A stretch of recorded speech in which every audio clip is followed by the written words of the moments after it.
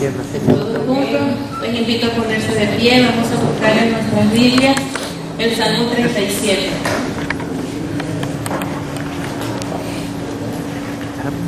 Es un día de alegría, un día para alabar al Señor.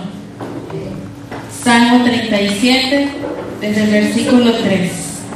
Y dice: confía en Jehová y haz el bien, y habitarás en la tierra, y te apacentarás de la verdad. Deleítate a sí mismo en Jehová, y Él te concederá las peticiones de tu corazón. Encomienda a Jehová tu camino, y confía en Él, y Él hará. Exhibirá tu justicia como luz, y tu derecho como el mediodía. Estamos hoy para alabar al Señor. Es el día que el Señor puso para que nosotros pudiéramos alabarle.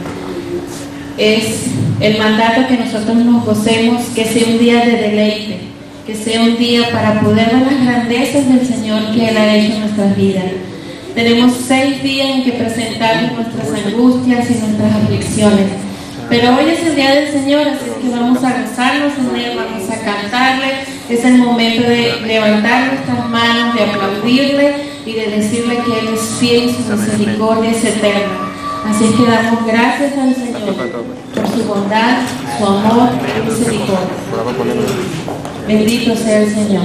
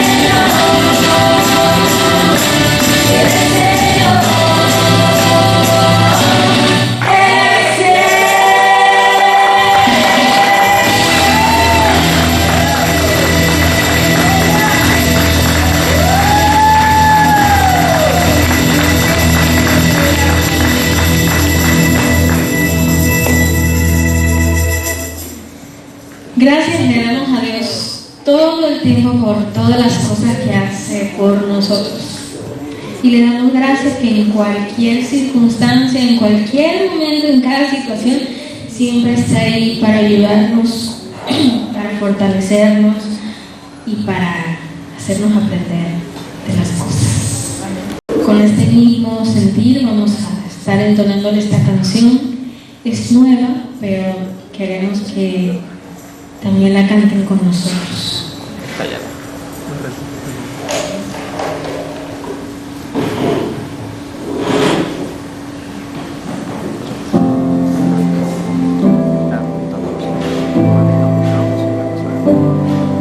Estás buscando veces, nos llamas a volver a tratar de tu presencia como la primera vez.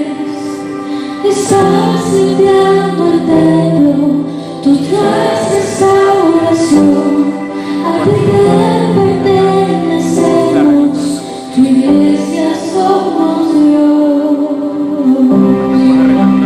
Somos tu pueblo, tu nuestro Dios, somos tu templo, santifícanos, Señor.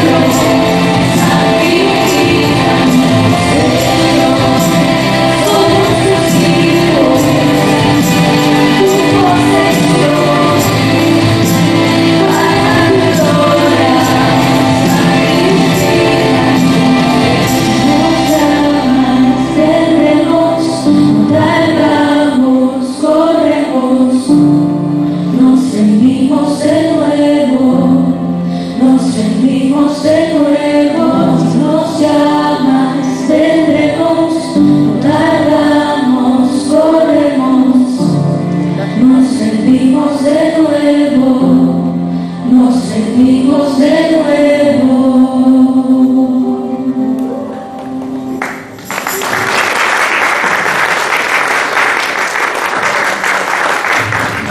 Buenos días, mis hermanos.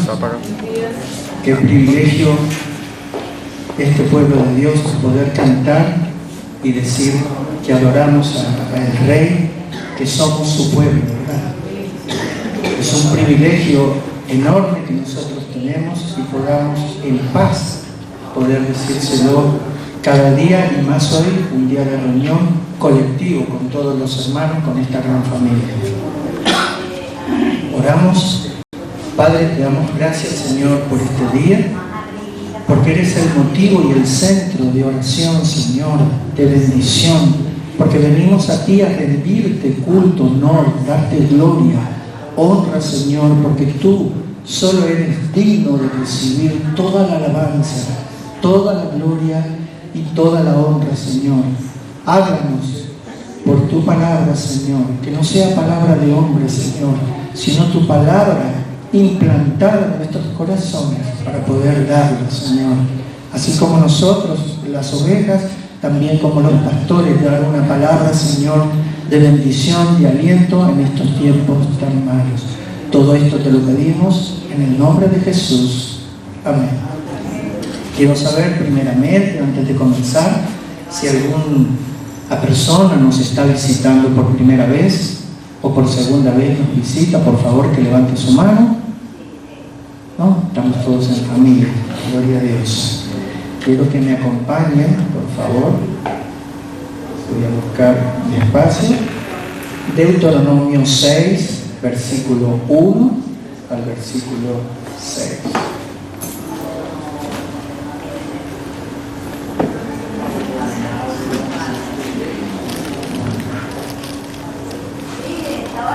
¿Lo tienen?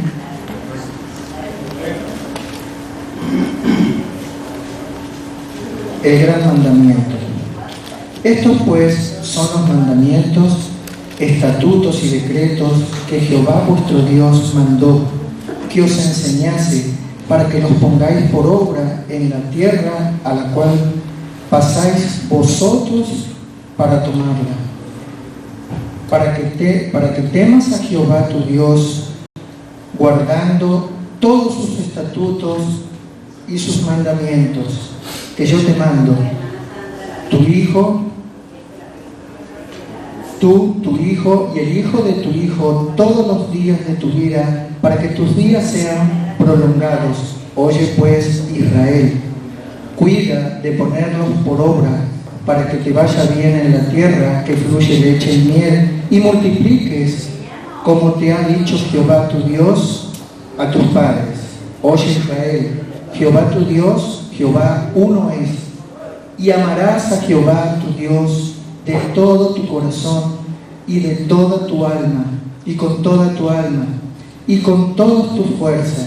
Y estas palabras que yo te mando hoy estarán sobre tu corazón. Me llamó profundamente cuando estaba leyendo una parte que su palabra está sobre y no dentro. Y hermano, ¿cómo es eso? Porque estando sobre nuestro corazón recubre, porque engañoso es el corazón más que todas las cosas, y Él nos protege a nuestro corazón, a nuestra mente, de todas las cosas que hoy vivimos en esta tierra y nos pueden estar atacando. Entonces, fíjense que cuando leemos esta palabra, y la palabra que estoy, es la palabra, estoy escuchando la palabra de Dios y me estoy comprometiendo a seguir un patrón, una forma de vida para poder servirle al Señor. Esto es un compromiso muy grande de parte de todos nosotros que hemos tomado una decisión para seguir adelante y continuar una nueva forma de vida.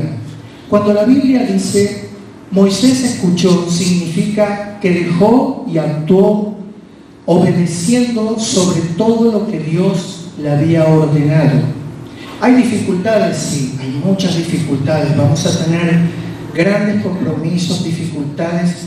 Imaginen también que cuando él dejó en Egipto, él renunció primeramente, como usted y yo, él renunció a ser un príncipe, renunció a todas las grandes riquezas, posesiones, comodidades, fijándose en seguir un patrón que era el de servidumbre, igual que su pueblo.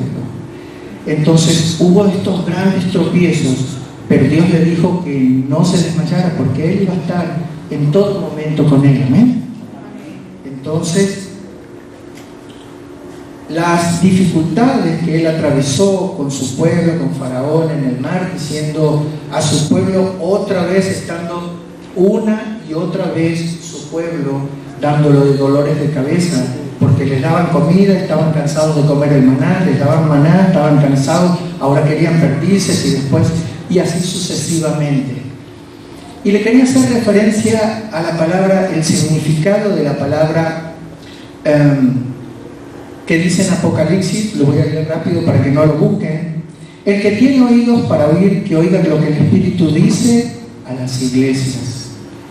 Y me llamó mucho la atención la palabra oír o escuchar, porque no tiene traducción en el hebreo, sino en el griego, que es akeu, que es oír, escuchar, prestar atención, obedecer, someterse, ceder, actuar, cumplir, poner en marcha una nueva forma de vida y, gloria a Dios, santificarse. La palabra santificación, como todos ustedes saben, es separarnos, haciendo una revisión plena en nuestras vidas.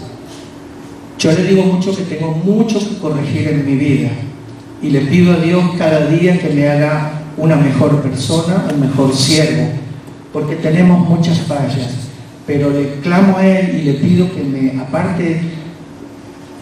Cada uno de ustedes debe saber qué tiene que trabajar el Señor en ustedes. El que tomaba no toma más, el que fumaba no fume más, el que...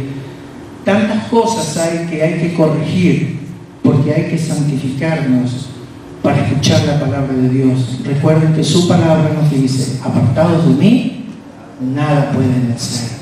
Entonces es un momento para reflexionar, para escuchar su palabra y para volver a los caminos antiguos, a volver a la vieja senda, a recordar que tenemos un Dios soberano, un Dios santo. Entonces santificarnos es separarnos. Oiga, Él no pone ninguna prueba que usted y yo no podamos soportar de separarnos, dejando esa vieja vida y enfocándonos a una nueva vida. Es una nueva vida de espiritualidad, no religiosidad, sino buscando su palabra realmente. Acompáñenme para finalizar este pequeño devocional en Josué, capítulo 1, versículo 7 en adelante, y dice así. ¿Lo tienen? Amén. Solamente esfuérzate y sé muy valiente para cuidar y hacer conforme a toda la ley de mi siervo Moisés te mandó. No te apartes de ella ni a diestra ni a siniestra, para que seas prosperado en todas las cosas que emprendas. Nunca, escuchen, oídos, nunca se apartará de tu boca este libro de la ley, sino que de día y de noche. Amén. Mira que te mando que te esfuerces y seas valiente. No temas ni desmayes, porque Jehová tu Dios te acompaña donde quiera que vayas. Padre, te damos gracias, Señor, por este día, por un día más de tu misericordia, por tu palabra, Señor, para poder hoy mismo comenzar de a poco. No decimos una nueva vida, sino un comienzo de poder perseverar en todas las cosas que a ti te molestan, Señor. Entonces quitarlas de nuestra vida, Señor. Viejas costumbres arraigadas, Señor, quitar todo lo que nos sirve de nosotros para poder estar como soldados preparados uniformados con el escudo, como decía mi hermano la otra vez en su prédica, y tener todas las armas que tú nos das necesarias para poder enfrentar todo este tiempo malo que nos afecta. Padre, te damos gracias en el nombre de Jesús. Amén. Ahora invito, por favor, a las hermanas de protocolo que se acerquen, por favor, para los diezmos y las ofrendas. Recuerden siempre que Dios bendice al dador alegre cuando hay disposición de su corazón para dar sin ningún tipo de beneficio propio ni nada, porque Él va a dar su bendición a su tiempo.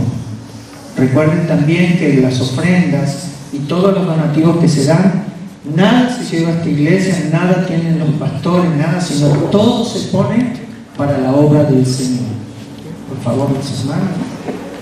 Padre, bendice este día, Señor, a aquellas personas que van a ofrendar, Señor, darles los ingresos necesarios, Señor, y también a aquellos que no pueden aportar, Señor, dales la bendición, llénalos, porque tú no eres un Dios de interés ni nada, porque todo te pertenece, el oro y la plata, todo es tuyo, Señor. Así que trae la bendición, la paz y la gracia sobre todas las personas que aquí se encuentran y aquellos desamparados que necesitan de tu protección. Todo esto te lo pedimos en el nombre de Jesús. Amén. Gálatas capítulo 2, versículo 11. Quiero hacer una breve recapitulación de lo que ya hemos venido hablando y cerrar hoy, si Dios quiere, el capítulo 2. Tengo casi 3 minutos para las 10 de la mañana. Dice: pero cuando Pedro vino a Antioquía, le resistí cara a cara porque era de condenar. Voy a dejarlo hasta allá y luego seguimos leyendo. Señor, damos gracias a ti, Señor, en esta mañana. Gracias por tu cuidado, Señor. Gracias, Señor, por el amor que has tenido hacia nosotros. Gracias, Señor, especialmente porque cada uno de los que tú has querido y has permitido, Señor, están hoy acá para escuchar tu palabra. Permite, Señor, que esta palabra pueda llegar a los corazones de cada uno, Señor, y que no solamente nos quedemos con ella, sino que podamos compartir con otros, Señor, el conocimiento que tú traes para nosotros en esta mañana. En el nombre de Jesús lo pedimos. Amén. Entonces, si ustedes recordarán la última predicación de Cristian, la del hermano William, gracias hermano, todas han ido en un enfoque. La situación que se vivió en el momento allí en la iglesia de Antioquía era algo así como muy sencillo. Vean, pero cuando Pedro vino a Antioquía, dice Pablo, le resistí cara a cara porque era de condenar.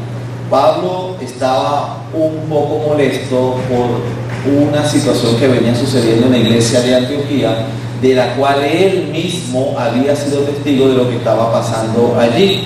Y Pablo dijo: yo no me voy a quedar con esto es necesario corregirlo, porque esta situación está empezando a dividir a la iglesia y a causar problemas dentro de ella. El versículo 12 explica cuál era la situación. Pues antes que viniesen algunos de parte de Jacobo, Jacobo se refiere al hermano del Señor, hijo de José, ¿verdad? Hijo también de María, que estaba en la iglesia de Jerusalén. Jacobo había creído en el Señor Jesús luego de la muerte y resurrección de este. En principio él no había creído, luego se convierte. Entonces había venido un grupo de hermanos de Jerusalén, digamos de la sede principal de la iglesia en ese momento, hacia Antioquía. Y dice que Pedro comía con los gentiles. Pedro compartía con los gentiles, pero después que vinieron se retraía y se apartaba porque tenía miedo de los de la circuncisión. Es algo así como que quizás era la época de Semana Santa, o mejor dicho, de Navidad, y de repente a Pedro le habían dicho: mira, Pedro, ¿tú has comido, alguna vez has desayunado con pan de jamón? Jamón, me imagino, de pavo. No, Pedro, jamón de cochino, de espalda, de pierna. ¿Tú no has comido eso? No, jamás yo he comido eso. Bueno, sería bueno que tú probases el pan de jamón que hacemos acá en Caracas, aquí en Venezuela. Es el mejor del mundo. pruébalo. Y Pedro, pero yo nunca he comido jamón, porque eso viene de un animal inmundo. Pero pruébalo, estamos entre gentiles y nadie te va a criticar y te va a juzgar porque todos comemos eso. Y lo probó, wow, qué exquisito el pan de jamón. Jamás yo había comido jamón en mi vida por temas de guardar algunos ritos de la ley. Pero qué exquisito, no, Pedro. Y si supieran lo que tenemos ahora, ¿qué tienen ahora para almorzar? Algo que se llama pernil. No puede ser. ¿Y de qué es eso? Esa es la pierna del cochino, la paleta. No puede ser. No, pero yo no como eso. Pedro, tienes que probarlo como lo preparamos aquí en Venezuela. Bueno, le dieron pernil al hombre y, ay, hermano, yo nunca había comido pernil. Esto es una delicia, ¿vale? Yo no sabía que el cochino era tan sabroso. Sí, es muy delicioso. Y si supiese lo que tenemos en la noche, ¿qué hay para la noche? Una sorpresa. Hallacas. Imagínense ustedes, a la hallaca obviamente lleva cochino, ¿no? Lleva tocino, lleva carne de cochino también.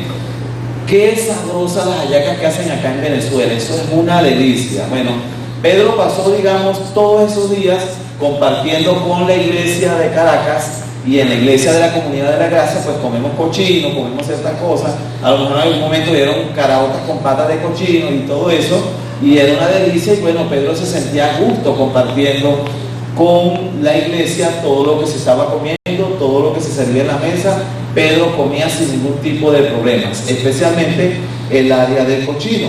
En el mismo versículo 12 dice que él estaba compartiendo con los gentiles. Recordemos que para ese momento los gentiles eran primero las personas que no eran judías y que se estaban convirtiendo al cristianismo, ¿no? Si ustedes van a 1 Corintios capítulo 10, que los invito a buscar, versículo 3, vemos que se hace una pequeña distinción y yo quería como que la hiciésemos. 1 Corintios capítulo 10, versículo 32, Pablo estaba hablando acerca de 3 grandes grupos del momento que estaban aceptando al Señor y los que no habían aceptado al Señor. Y dice en el versículo 32, no seáis tropiezo, ¿a quién? Ni a judíos, uno de los grupos, ni a gentiles, ni a la iglesia. En 1 Corintios, obviamente la iglesia de Gálatas, la carta a los Gálatas fue la primera epístola en escribirse. Sin embargo, cuando Pablo escribe a Corintios, hace una salvedad de los 3 grandes grupos que ya habían para ese momento, que eran, ¿quiénes leyeron? Judíos, gentiles y la iglesia. Correcto, necesito que me sigan en la lectura. Judíos, gentiles y la iglesia. Pablo estaba diciendo allí, en el comentario que hace en el versículo 12, que él comía con los gentiles, pero después que vinieron los hermanos de Jerusalén, Pedro se retraía, es decir, daba un paso atrás a la hora de comer, no se acercaba a la mesa de los gentiles, no quería compartir con ellos y lo que hacía era inclinarse hacia el grupo hebreo y posiblemente habían ciertos comentarios, quizás de Pedro, que él decía, yo no comparto con ellos, no, esas comidas no son sanas, el cochino, imagínate, eso te sube el colesterol. El cochino, eso no es bueno, tiene el parásito ese que se dice que llega al cerebro. El cochino no es sano, además nuestra ley, el Señor nos lo prohibió y nosotros no vamos a caer en ellos. Y los gentiles, Pedro, pero y no eres el mismo de ayer domingo, de ayer sábado, hoy domingo eres distinto. ¿Por qué? Es como que cuando el pastor Adán llega a Venezuela, que mucha gente no viene a la iglesia, pero cuando el pastor Adán llega todos vienen. O cuando el pastor Adán llega a Venezuela, la actitud de muchos cambia y entonces uno los ve, wow, si siempre sirvieran e hicieran lo que hacen cuando el pastor Adán está. Ese tipo de cosas, ¿no? Y eso exactamente estaba sucediendo en esa iglesia. Habían llegado los hermanos de Jacobo o los hermanos de la iglesia de Jerusalén y todo en la vida de Pedro había cambiado al punto que dice que éste se retraía y se apartaba. ¿Por qué? ¿Cuál era la razón? Bueno, era humano, sentía miedo. Como humano sentía miedo y recordemos que el hermano Pedro era especialista en el tema de sentir miedo y él no ocultaba que él siempre tenía miedo o que en algunos momentos por temor hizo ciertas cosas. Sin embargo, tenía miedo por ser humano, pero quizás no solamente era porque era hombre. A lo mejor ese miedo podía manifestarse también mostrando que yo no quiero perder el puesto de liderazgo que tengo en la iglesia de Jerusalén, compartiendo la comida, la yaca, el pan de jamón y todo lo que los gentiles comen. Yo no quiero que se pierda esa, digamos, autoridad que todos ven en mí, y ahora yo voy a comer esto y que van a decir los hermanos allá en la iglesia de Jerusalén: Pedro, definitivamente lo que hiciste no está bien. Ya va, pero ¿cuál es el problema en compartir con los gentiles? No, Pedro, imagínate, tú eres el hombre que la iglesia católica va a escoger para que pueda ser la persona que pueda decirse de Pedro que era impecable. Entonces, no, Pedro, tú no puedes ser eso. Pedro sentía miedo de perder un lugar o una autoridad, un puesto de liderazgo, o que se fuera a decir de él: conche, de lo que Pedro hace no está bien. Pedro sentía seguramente miedo al que dirán, cosa que muchas personas a veces tienen miedo. Y decía: porque tenía miedo de los de la circuncisión. ¿De quiénes? De los judíos. Pedro tenía miedo y prefería apartarse y causar problemas al punto de dividir la iglesia. Verso 13: y en su simulación, dicen, participaban también los otros judíos. Judíos que ya eran creyentes y estaban anexados a la iglesia allí en Antioquía. Esos judíos también estaban empezando a tener miedo y seguían a Pedro. Mira, Pedro es el líder. Si Pedro se retrae y hace eso, bueno, no está haciendo bien, pero es el líder. ¿Se puede seguir a ciegas a un líder? Pregunto en este momento, cuando las cosas no las está haciendo bien. Bueno, en ese caso seguían a Pedro entendiendo que no estaba haciendo las cosas bien. Y el mismo verso 13 dice: de tal manera que aún Bernabé fue también arrastrado por la hipocresía de ellos. La influencia de la hipocresía arrastró al mismo Bernabé, discípulo que había sido llamado también a trabajar con qué iglesia, con la iglesia gentil. Bernabé había acompañado a Pablo en sus en el primer viaje misionero a mitad, y luego en casi un segundo viaje misionero que no se logró concretar por distintas situaciones.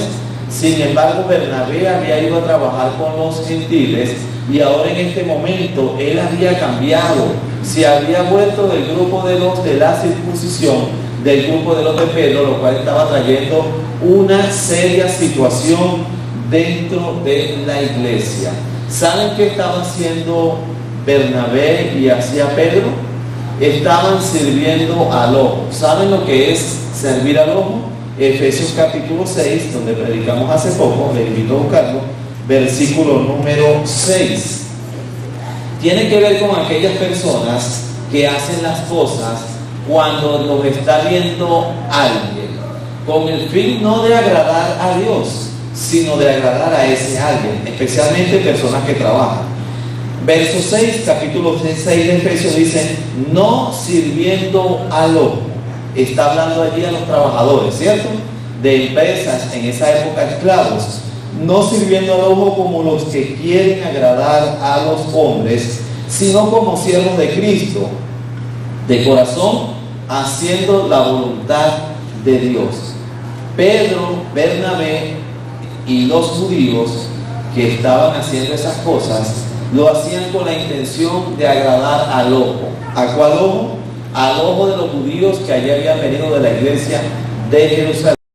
Y decían: bueno, como aquí está el jefe, hay que trabajar. Sí, mira, llegó el jefe, todos activos en sus puestos de trabajo, prendan la computadora, todos allí, porque llegó el jefe, llegó el pastor Adán, todos a hacer. Señores, hay reunión, hay esto, todos trabajando para que el pastor Adán vea que todos laboran. Ese tipo de cosas era lo que estaba sucediendo allí.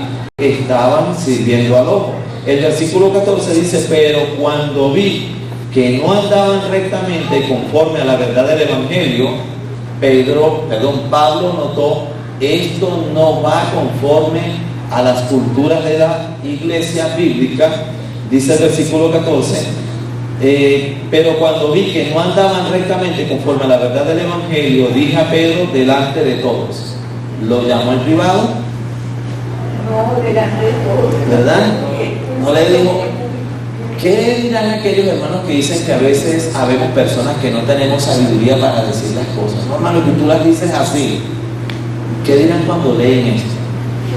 Lo llamó delante de todos. Ven acá, tú que estás allá, párese aquí. Imagínense ustedes, toda la iglesia allí. ¡Wow! Pablo llamó a Pedro. Mira lo que le va a decir. ¿Qué será, Dios mío? Dice lo que les dijo. Si tú, siendo judío, vives como los gentiles y no como judío, ¿por qué obligas a los gentiles a judaizar?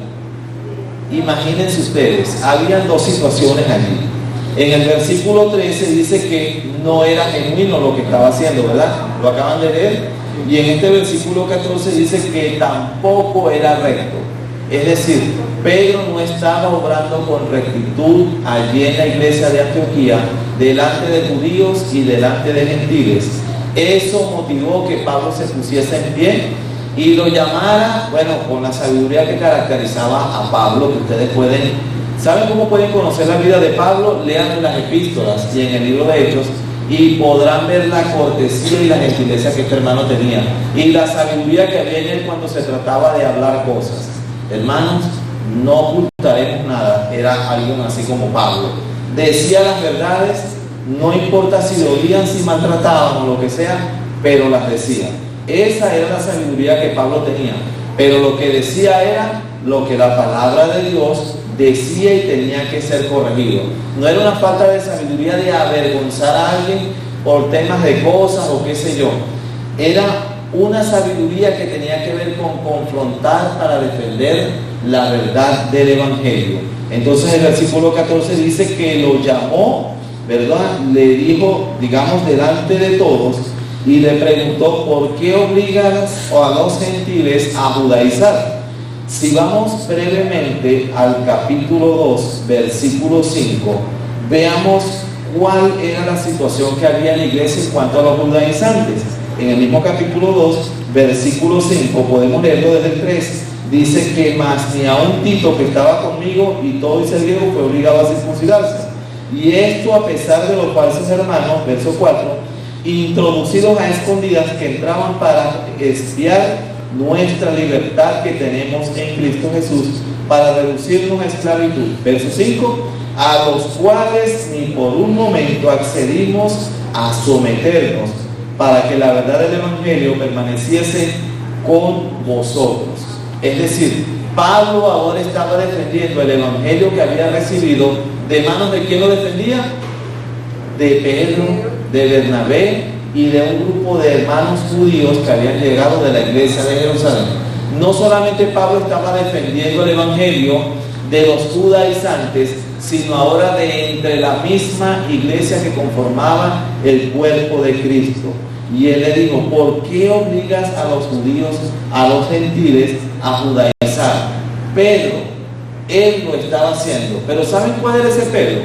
El mismo Pedro que había tenido una visión en Hechos capítulo 10 y había recibido digamos en la revelación, había recibido una visión que hablaba acerca de un hombre llamado Cornelio, a quien Dios le estaba diciendo, ve y habla con Cornelio, y Pedro fue y después de estar allí, les digo, definitivamente entiendo que Dios no hace excepción a esta persona o acepción de personas, sino que a todos ha llamado el Señor. Ese mismo Pedro, el mismo también que en el capítulo 15 de Hechos dijo, bueno, pero si Dios ha escogido a los gentiles, entonces dejemos que los gentiles sigan creyendo en el Señor. El mismo Pedro que le dio la mano al mismo Pablo en señal de aprobación allá en la iglesia de Jerusalén, Hechos capítulo 15, y le dijo, continúa Pablo con tu trabajo en la iglesia gentil. Después de todo eso, aquí viene ahora, y lo que había hecho con las manos, empieza a desbaratarlo con los pies. Me imagino la cara de sorpresa de Pablo. Oye, pero tú no eres el mismo Pedro que yo vi en Jerusalén y me dijo que hiciera el trabajo. Ahora estás aquí interrumpiendo el trabajo que se está haciendo y contradices lo que me dijiste allá en Jerusalén. Era algo así. Era, como dice Pablo, era de condenar la actitud de Pedro en ese momento.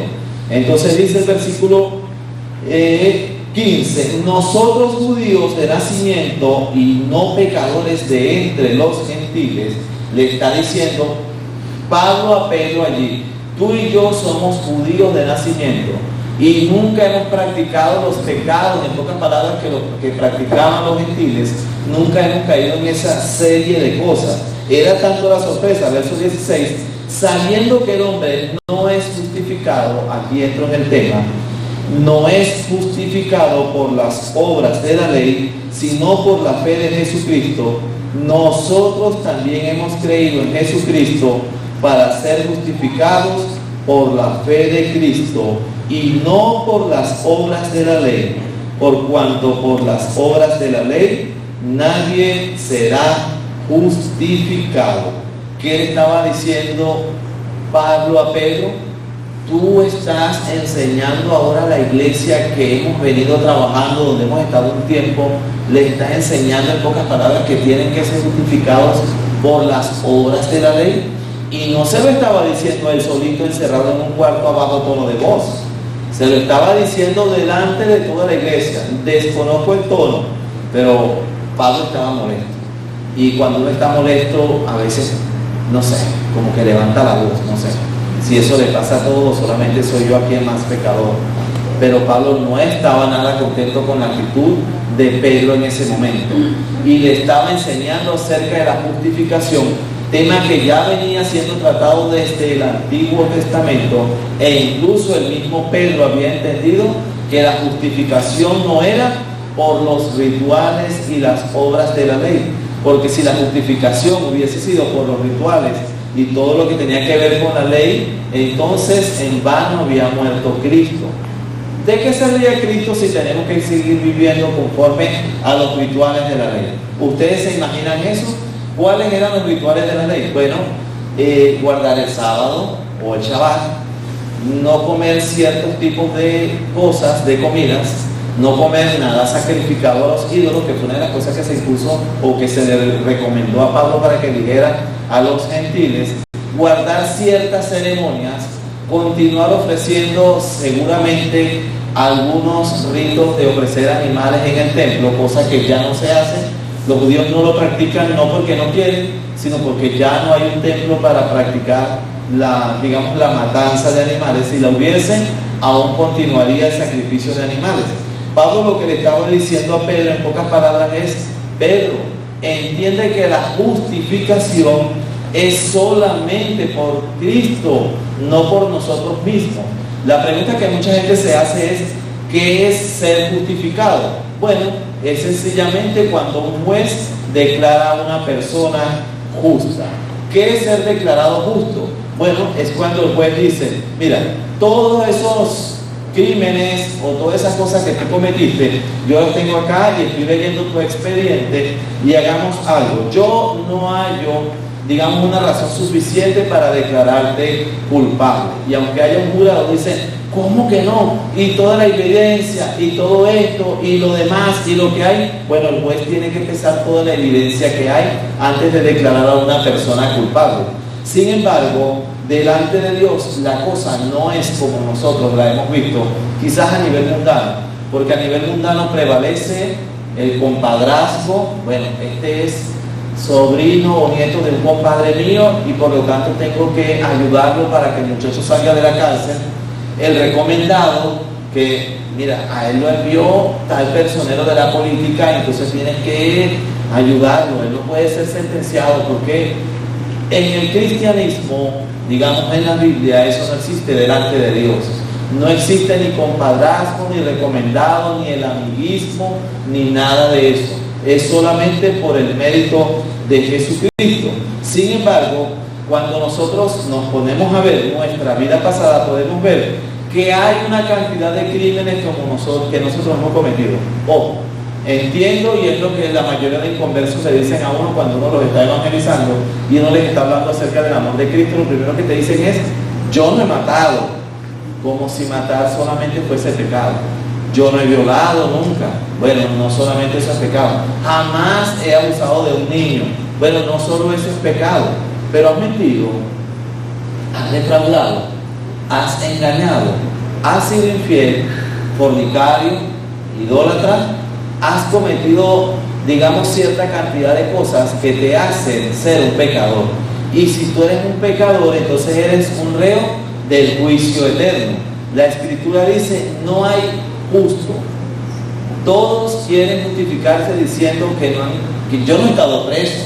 Mira, todo el que se mete, así dicen, se mete a evangélico, es porque ha estado preso. Entonces de allí se meten a evangélicos para refugiarse en las cárceles o para tener un sitio especial, y después salen hablando y hablando bien de Dios, y después se vuelven a echar a perder otra vez. Pero ¿saben qué? Delante de Dios nada de eso puede prevalecer.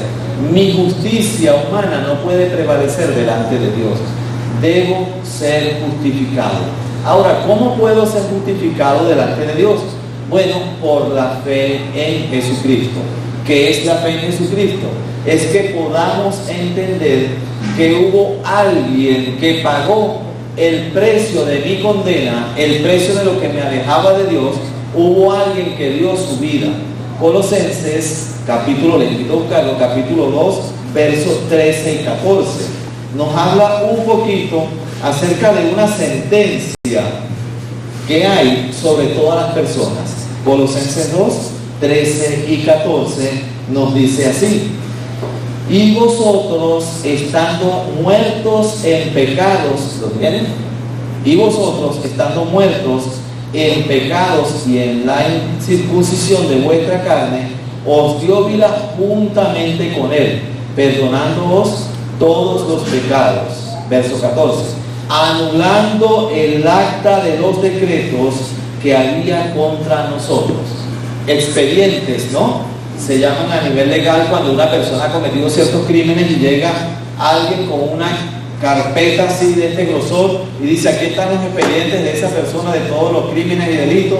Hay fotos, hay testimonios, hay huellas digitales, hay yo no sé, cualquier cantidad de cosas de que esa persona cometió todos esos delitos. Eso se presenta, no sé, yo diría que el abogado acusador, no sé cómo funciona eso aquí en Venezuela, sé lo que he visto en las películas, ¿no? Pero lo presentan allí, ese es el argumento, y el juez pesa toda esa evidencia y todo ese tipo de cosas para después tomar una decisión. Acá nos dice el versículo 14 de Colosenses 2 que anulando el acta de los decretos que lean contra nosotros, todos esos expedientes, ¿saben qué hizo el Señor? Como hizo la propaganda que trajo René por allí hace unos días y la mostró. Todo eso lo lanzaron a un lado. No hay problema. Yo ya pagué por todos esos crímenes. Yo ya cancelé esa deuda que tú tenías. ¿Y sabes cómo lo hice? Con mi vida.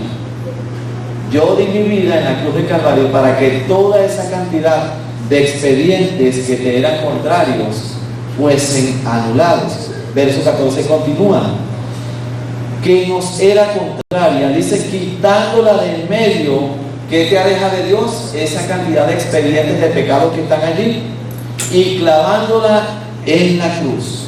Todos esos expedientes fueron puestos en la cruz. ¿Usted en algún momento llegó a mentir, a engañar, a defraudar, a decepcionar, a causar un daño a una persona? Bueno, entiéndase que eso es pecado. Si lo hizo, era pecado. Si lo está haciendo, usted está pecando. Pero todos esos expedientes fueron colocados en la cruz del Calvario como el justificativo que dice: tú eres inocente. ¿Por qué? Porque yo te estoy justificando cuando pagué. Como hay fe tuya, tu fe ha sido puesta en mí, como que soy yo, el Jesús, me refiero, quien te va a salvar. Entonces yo te justifico de todos esos pecados.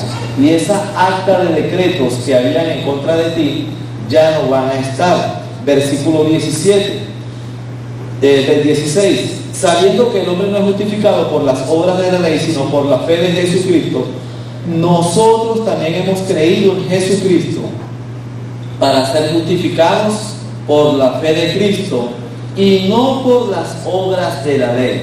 ¿Saben? La ley no justifica a nadie. La ley hace todo lo contrario, te hace culpable delante de Dios. Eso hace la ley. El conocimiento de la ley te hace culpable de infringirla. El mismo versículo 16 dice: por la fe de Cristo y no por las obras de la ley, por cuanto por las obras de la ley nadie será justificado. Nadie se va a justificar porque cumplió la ley a cabalidad, o por una o por otra cosa. Solamente en Dios está la justificación. Verso 17, y si buscando ser justificados en Cristo, también nosotros somos hallados pecadores. Cuando te justificas en Cristo, es cuando tú dices y reconoces, yo soy un pecador. Cuando vienes a Cristo, que puedes darte cuenta de la cantidad de pecados que has venido cometiendo. ¡Wow! Yo no sabía que el decir una mentira era pecado. Sí, es pecado. Y es un pecado grave delante de Dios. Una mentirita blanca y chiquitica es un gran pecado delante de la presencia de Dios. Por más inocentica que pareciera la mentira, es un alto pecado que se está cometiendo en ese momento delante de Dios. Pero la ley no te va a justificar. Porque ¿qué hacía el ofrecer sacrificios en el Antiguo Testamento? Solamente cubrir pecados. Nunca los pecados eran quitados. Ahora el ser justificado por la fe en Jesucristo ya no cubre los pecados.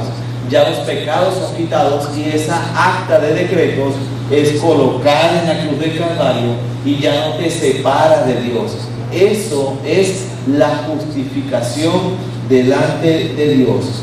Y dice el mismo versículo 17 que si nosotros, por ser justificados en Cristo, también nosotros somos hallados pecadores. Pregunta, ¿es por eso Cristo ministro de pecado? Es decir, porque yo soy pecado y le transfiero mis pecados a Él, entonces Él se hace pecador. No, ya Él se hizo pecador en la cruz del Calvario, cuando los ojos de Dios, cuando Dios no respondió, ni siquiera miraba lo que estaba sucediendo en la cruz del Calvario. Aunque Él clamaba, Elí, Elí, Dios mío, ¿por qué me has desamparado? Dios no escuchaba en ese momento la súplica de un pecador. ¿Por qué? Porque Él estaba cargando en ese momento todos los pecados del mundo. Es decir, mis pecados ahora son transferidos a Jesús y Él a cambio me da su justificación, me santifica en Él. Ya no soy yo quien vive en ese pecado, y lo vamos a ver ahorita más adelante, versículo 18, pero ya yo he transferido al Señor Jesús y colocado, Él ha colocado todos esos pecados, toda esa gran deuda que había en la cruz del Calvario. Versículo 18, porque si las cosas que destruí, le dice Pablo a Pedro, las mismas vuelvo a edificar, transgresor me hago. Es decir, Pedro, si ya hemos salido del sistema de la ley, pero ahora tú quieres volver al sistema de la ley, y no solo eso, arrastrar a toda la iglesia contigo hacia el sistema de la ley, entonces somos transgresores, te estás volviendo un transgresor, estás volviendo lo mismo de lo cual ya saliste. Pero eso no está bien. Y se lo decía delante de los hermanos que habían venido de la iglesia de Jerusalén. Todos estaban escuchando a Pablo en ese momento. Verso 19, porque yo por la ley soy muerto. ¿Saben qué? La ley no da vida.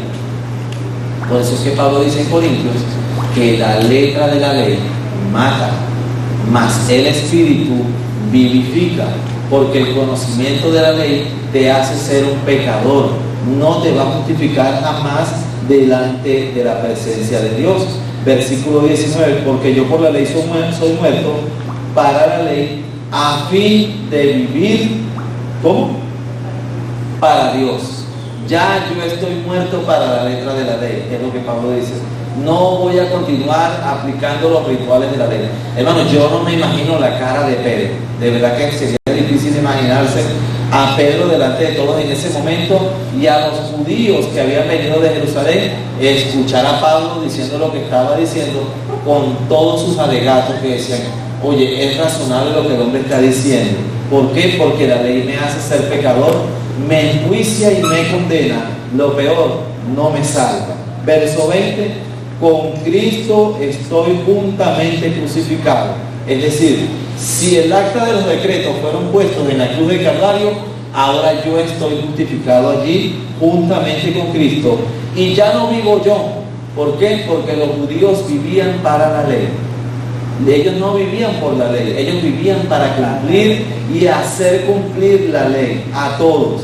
La cumplían y obligaban a otros a cumplir la ley. Y él dice, ya no vivo yo, mas vive Cristo en mí. Pregunto, ¿Cristo vive en usted? ¿Muestra usted el fruto del Espíritu Santo en su vida?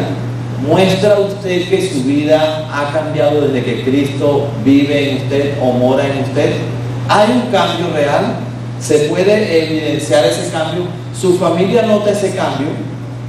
¿Su esposa o su familia, no sé, las personas con las que usted convive más cercanas notan ese cambio?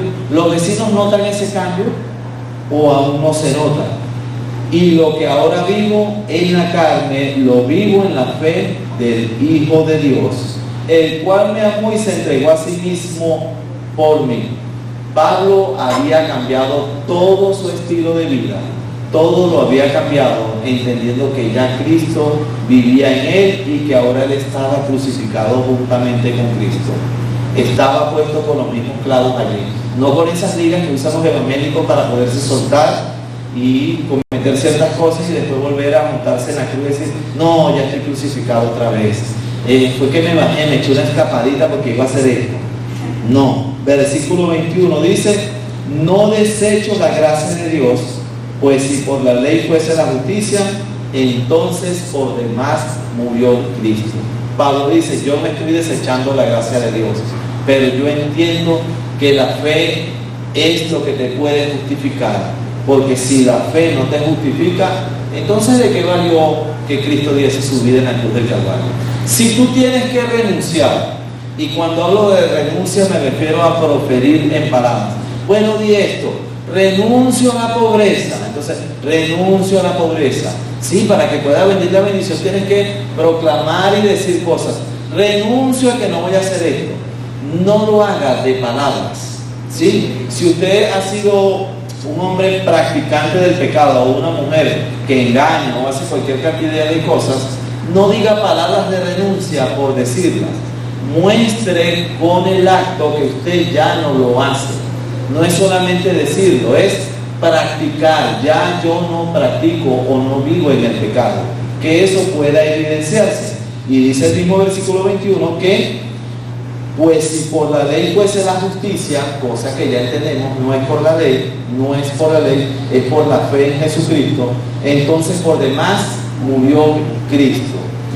La salvación más algo o la fe más tener que practicar es lo que te justifica. ¿Sabes qué?